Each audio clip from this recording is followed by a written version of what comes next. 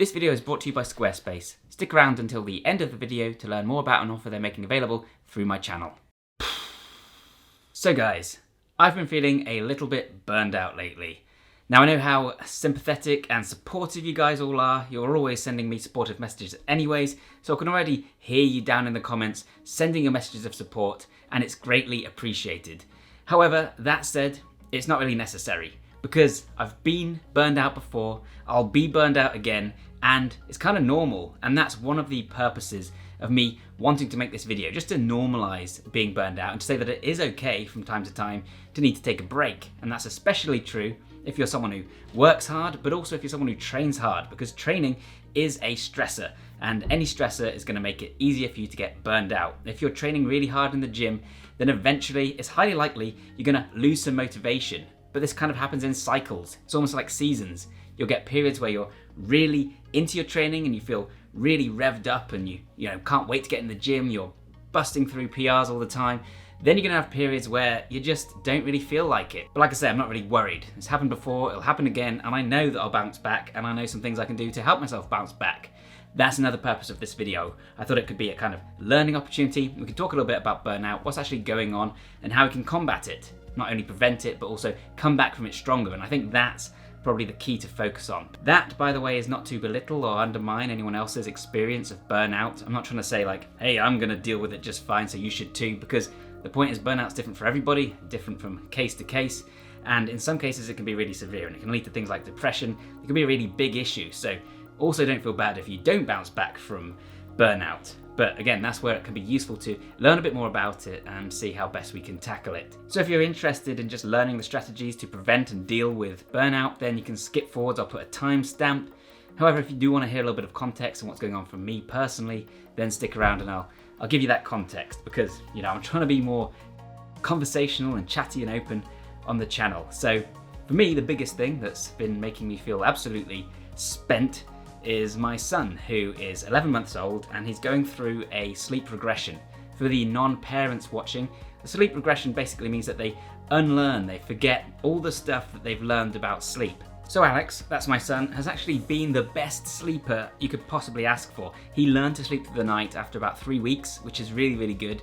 And he puts himself to sleep, which again is unheard of. My daughter was much, much more difficult. But lately, for the last 2.5 weeks, he's been waking up at 2 o'clock in the morning, 3 o'clock in the morning, and not putting himself back to sleep. And also you can't put him back to sleep. So you wake up with him at that time, and then that's the time that you're awake from. I try and hug him on the sofa and get him to sleep, but he crawls around and cries. Then you end up sitting on the floor, so he crawls around and you just look like this. My wife and I obviously take it in turns, but that still means that every other night we're getting, 4 hours sleep max, and it does affect the one who's still asleep. This is taking its toll, 4 hours or 5 hours on average every single night is not enough, and over 3 weeks it's really started to, get too much. He's actually coping quite well with not sleeping, but he's definitely more tetchy than usual.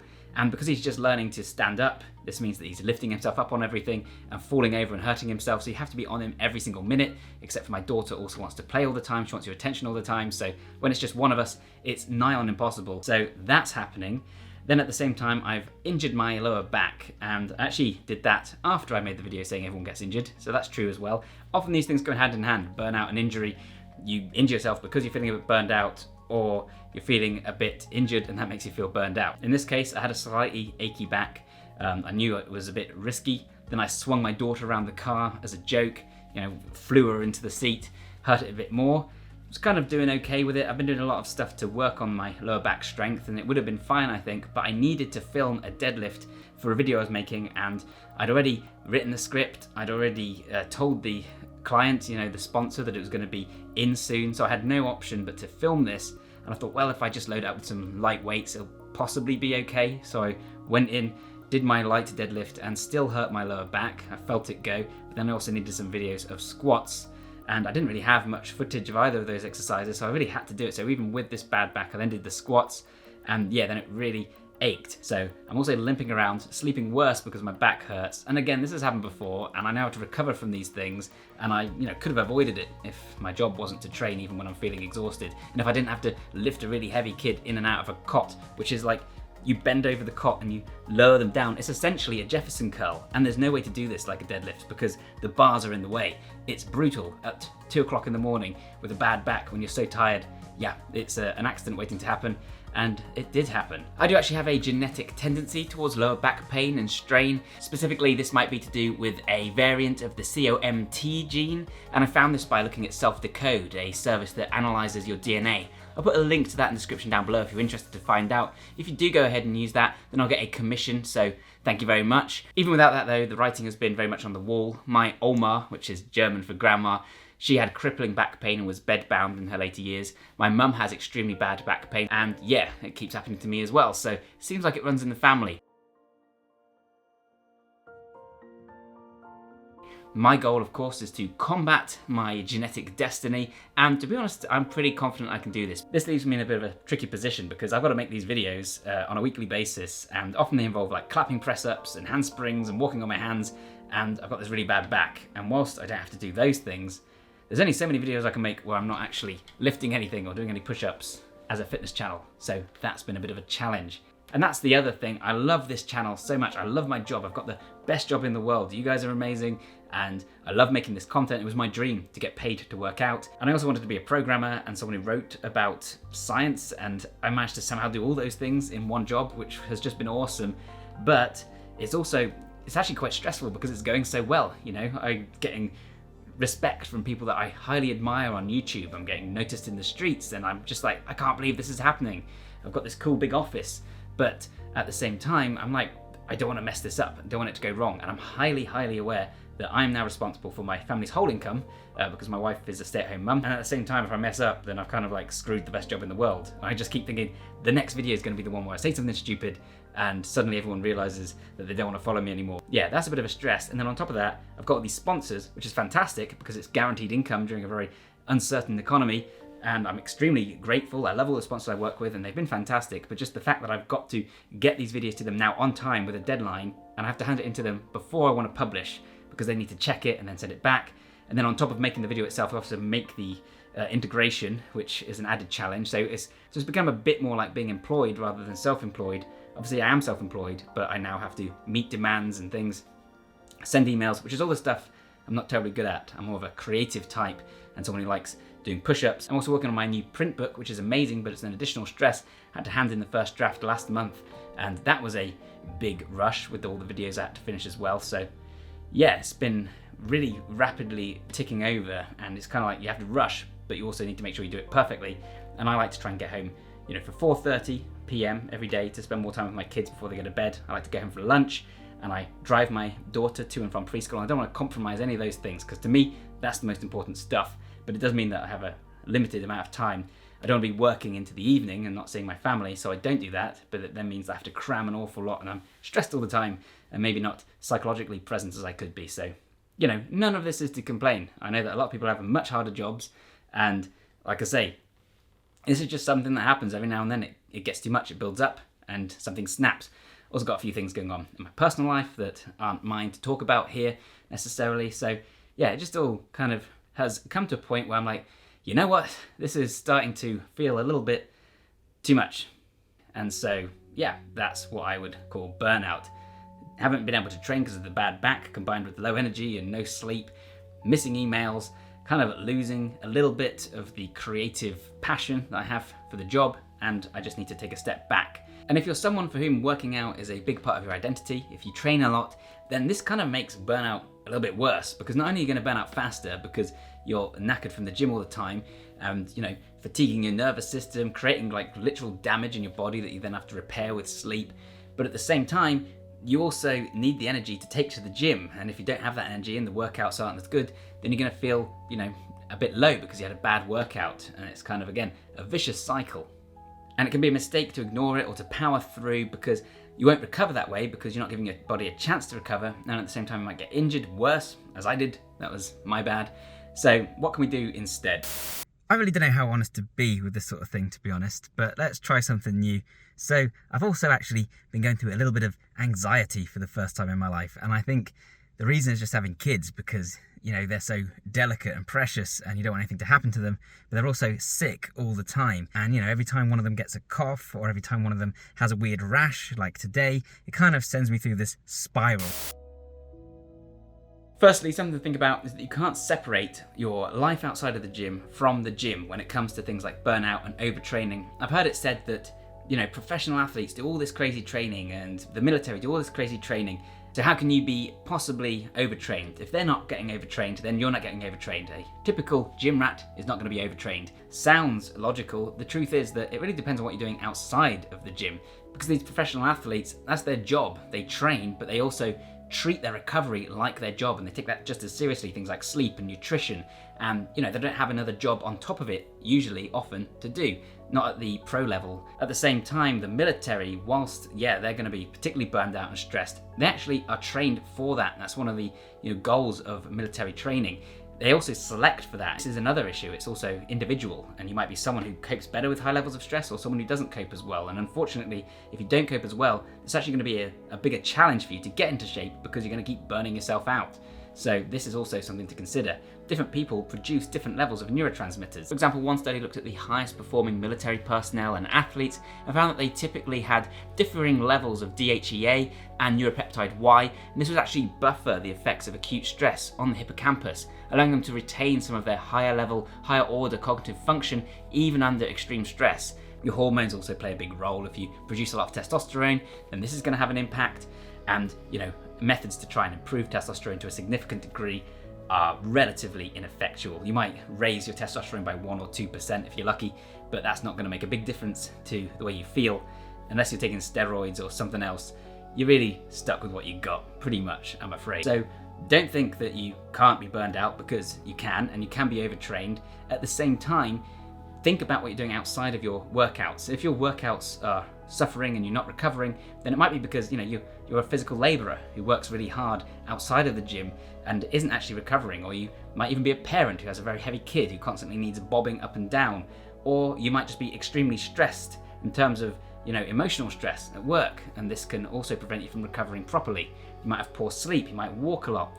Alternatively, you might have the perfect scenario for recovery. So if you want to avoid burnout, and if you are wondering what caused the burnout, then take a look at your personal life and try and find ways that you can make it a little bit easier. At the same time, I would just say accommodate these kind of cycles and these periods of enthusiasm and drive, and these periods of relative malaise and low energy. As you guys know, I believe in training every single day, and that can just mean holding a deep squat for a bit, or going for a long walk, or juggling to improve hand-eye coordination. There's lots of ways to challenge yourself, whether it's physical or cognitive, and these can all be seen as a form of training. It's important to stay active to some degree, because otherwise you kind of get stuck in such a rut. You get so unused to activity that the thought of activity becomes even worse. And as I talked about in my video on feeling tired all the time, if you move, it actually encourages blood flow, releases more neurotransmitters, generally helps to G you up and get you going. Sometimes I go into what's kind of like a survival mode with my training, where I'm doing just the bare minimum to maintain what I've already got, or maintenance mode, that probably works better. So instead of trying to make gains and push through barriers all the time, it's okay to sometimes just try and maintain what you've got. And as we know, and Jeff Nippard did a fantastic video on this, what you need to do to maintain muscle and strength is far lesser compared to what you need to do to get it in the first place. In fact, one workout a week, according to some studies, can significantly slow down muscle loss and may even be enough to basically maintain it. Remember, you always regain muscle faster than you built it in the first place anyways, thanks to some more permanent adaptations like myonuclei and satellite cells. These are permanent changes that will benefit you for the long run, so you come back stronger quicker. So as long as you're doing this kind of minimum amount of training that's not pushing yourself or breaking yourself down, but just stimulating the muscles, getting blood in there and keeping those neural pathways alive, then with just one workout or 2 workouts a week, relatively minor, you'll maintain most of your muscle mass, so you don't need to stress about losing it, because if you're stressing about that, it's just going to add to the burnout and the feelings of kind of malaise that you get around burnout. Obviously, we want to try and promote sleep as much as possible during these times, and that's going to be easier or harder depending on your situation. I would love to promote sleep, but it's not really an option. But what you can do is go for like nice scenic walks, which have many other relaxing benefits. You can meditate, which is fantastic for burnout, fantastic for developing hardiness and your ability to cope with stressful times. I would say in general, getting into nature and going for walks, particularly if you spend time with good friends, is a great way to unwind and to let your body relax and to really rejuvenate, especially if you spend a lot of time sitting in front of a screen, working to deadlines and things. This is just a break from all that, and sometimes a change is as good as a break. I was actually fortunate that a holiday we had planned coincided with this period of burnout, so I've just been to the really nice Rye with some friends, and we stayed there for a few days, went to the beach, it was lovely. Unfortunately, my son still woke up at 2 and 3 in the morning, and I still had a bad back, and my wife got really sick, so it wasn't like a break in the traditional sense. Parents don't get to go on holiday, but it was still, like I say, a change, and it was wholesome, and I made an effort not to think about work, and it has helped, and I'm feeling a lot better, and just a nice walk can have a similar effect, as can meditation. Something else that can help is the right supplements. Obviously, protein shake can be really useful here because you need to provide yourself with the building blocks to build back the muscle. At the same time, we can look at things that are going to improve your sleep. I find that magnesium threonate is particularly good for me. This is also great for brain plasticity and for relaxing the muscle. At the same time, inositol could, in theory, be really useful. This has been shown to increase the density of neurotransmitter receptors. So in other words, the parts of the brain that receive the neurotransmitters, things like dopamine, serotonin, etc., will be replenished and built up. And this is great because one of the things that seems to correlate with burnout is a decrease in neurotransmitter activity, particularly the catecholamine neurotransmitters, so things like dopamine, norepinephrine. And so if you have low levels of these things, then by taking inositol, you might increase your ability to use what's available. If you have a lot of these neurotransmitters flowing through your brain because you're feeling really energized and because you're really hitting it at the gym and you're really doing a lot of work, then your brain becomes used to those high levels and actually reduces the number of neurotransmitters, and then it's like you need a bigger high to get that same feeling of being energized. So that makes a lot of sense as to why you might go through kind of cycles, because you have too much of those neurotransmitters, you reduce your ability to produce them and to be affected by them, and so then you feel down and low, and then your body slowly ramps them back up again. And these days, as we all know, we have way too much dopaminergic activity because of our smartphones, computer games, television, advertising, etc. So it's even easier for this to happen. This is a little bit of speculation. I'm taking some studies and then running with it, but it makes sense that inositol might help. Some people are worried that inositol is going to raise their estrogen levels because it comes from soy, but again, your ability to affect those levels is very, very limited, and there's so many other things that affect them. You're not going to notice any downsides here.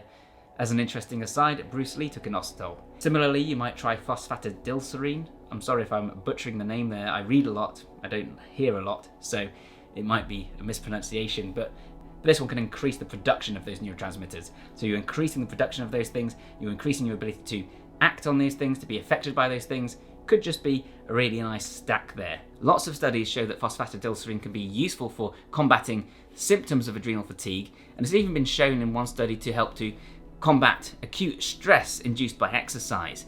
And then the researchers speculated that this might mean that over time it could help to buffer the negative impact of training too much and becoming stressed that way. So in other words, it might protect you against overtraining. We can also take things like creatine and omega-3 fatty acid just to boost our energy levels as well. I would recommend that you play around with this. I'm not saying it's going to instantly cure burnout, but it has worked for me in the past, and I do notice the difference when I'm using them. I'm using them right now, and it's helped me to feel a little bit better, I think. Could be placebo. Who knows? Something else that can really help is to find something that you're passionate about again. So often we get burned out because we're stressed out, but we don't really have the passion. So this applies to training. If you're doing the same workout over and over again and you're not really enjoying it, you're just going through the motions, but pushing yourself harder and harder just because. If you find something that really excites you, do some reading, whether it means switching to a different style, whether that's calisthenics or powerlifting, or whether it means just trying a new exercise. If you can kind of get the passion back for it and the interest so that you're cognitively engaged in what you're doing, not just physically, then this can make a big difference as well. And when you're starting to get back into the flow, something that really helps for me is to think psyched up, not psyched out. So in other words, instead of trying to comfort yourself the whole time, which I think is great to start with when you need to back off, but eventually you're just kind of feeding into your own misery and almost reinforcing that behavior. What you can do instead is to see this as a challenge. So everyone likes an underdog, and if you're feeling a bit tired and miserable and achy, then this is a great chance to dig deeper and prove to yourself that you got what it takes to bounce back stronger. Ultimately, it may well be that your ability to weather the storm and to cope when you're feeling burned out or overtrained, whether it's to do with training or with life, is the biggest determinant in the end of your longevity and your ultimate success. Because if you give up as soon as the going gets tough, then you're going to stop doing the things you love and you're going to stop progressing. If you just maintain yourself until you can regain that enthusiasm and energy, then you'll be absolutely fine and you'll keep moving on up. You might take one step back and 2 steps forwards, but you're still moving forwards overall, and that's what really matters. With that said, if you don't find that your burnout is improving, if these things aren't helping, then it's extremely important that you speak to a professional and get professional help, because burnout is not a small matter. If it gets much worse, it can lead to things like depression, and it'll be much, much harder to nip in the bud ultimately. So yeah, try these things. Like I say, burnout is normal, so don't fret about it. But if it gets really bad, then do speak to someone. There's absolutely nothing wrong with that. And like I say, there's so many factors that go into it. Everybody's different, so don't worry about what other people think. Just do what's best for you and your goals in the long term. So yeah, don't worry too much if you occasionally lose a bit of motivation. It's fine to. You don't have to push yourself through it and just grin and bear it. It's fine to step back, have a deload week, have a deload month, and to just take it a bit easier. And if you go into a kind of maintenance mode, you can maintain most of what you've gained, and it'll certainly be much easier to get it back anyways when you return to the gym. And actually taking that break can sometimes be a great way to bust through plateaus. So I hope you found this video useful and interesting, guys. Something a little bit different. I've tried to keep it relatively minimal in terms of the visuals, just to go along with the theme of burnout. Let me know in the comments down below if you get burned out, how you deal with it, etc. And if you are feeling a bit burned out, then welcome to the club. Good luck, and I hope you come back stronger soon. Thank you so much for watching this one, guys, and I'll see you next time. Bye for now.